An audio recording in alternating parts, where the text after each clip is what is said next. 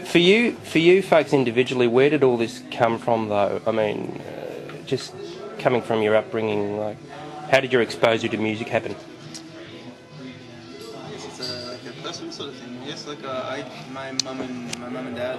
My mum's a hairdresser. My dad's a painter. They're not like in arts whatsoever. I was always mainly interested in drawing and stuff like that, and just creative things, I guess, and just sort of stemmed from like meeting people and like hanging out with musicians, I guess, and like playing around with their guitars and meeting other people and then just playing around. It's just like basically just totally social. Okay.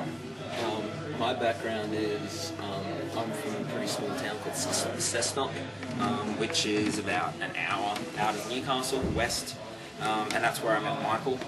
He was living there when I was in sort of mid-high school, and we met that way, and was sort of, weren't,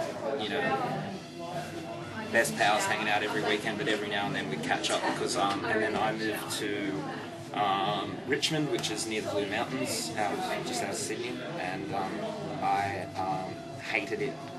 Right. With every inch of my body. Why? Because I didn't have the access to the creativity that I wanted, and I just found it a really sort of, because I did my first year of university out there, and I just found it a really, I met some really amazing people out there, but I didn't get that, I didn't have any drive to do anything after a while, because I don't know, that was just the nature of the job. Yep. And I wasn't into the whole sort of university campus life thing. But then I moved to Newcastle, and I moved in with Michael from Brassskulls, and then we sort of just were exchanging a bit of music and stuff, and I sort of expanded my realm of music, I guess, once I moved to Newcastle, and it just made me want to play music to people rather than just doing it in my bedroom to myself. Okay. So that's what you were doing up until then? I play, I guess my background's in guitar, and I listen to a bit of like post-rock stuff, so I like sort of repetitive, drony guitar stuff. Aboriginal and Pan American and all that kind of stuff. Yeah.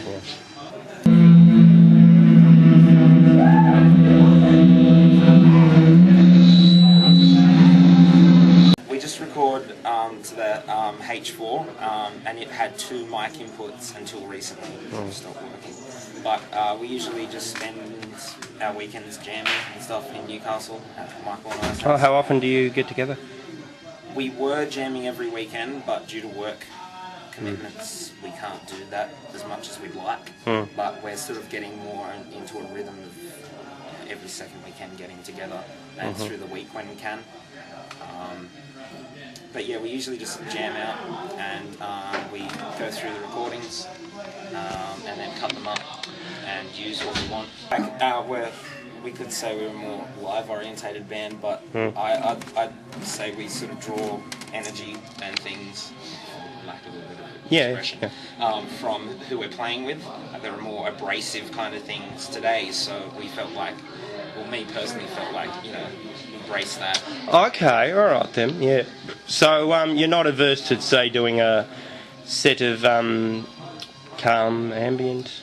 Yeah, we got some calm ambient recordings, I suppose. Like, is there anything on that tape? Yeah, the tape's not that abrasive.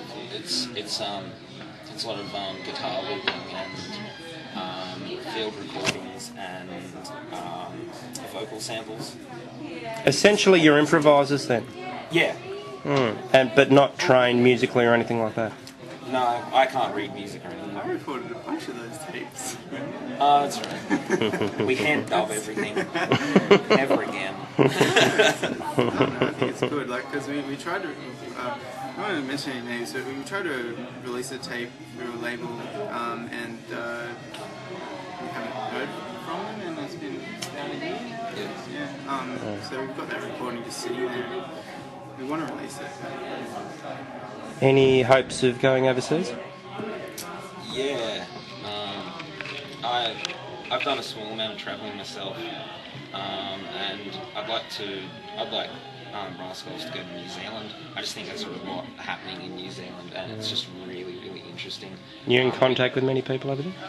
We played with Anthony Milton and Birchville Cat Motel, Campbell Neal. That was the last show we played before the show last night in Sydney, and that was lots of fun. And they were really, really nice guys, and they have been in contact, Campbell, and just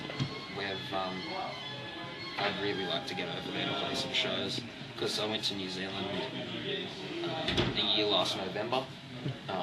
I didn't play shows, but I went with another band from Sydney, and it was lots of fun. Just a great place. Is there anything, for want of a better word, conceptual behind what you folks are doing?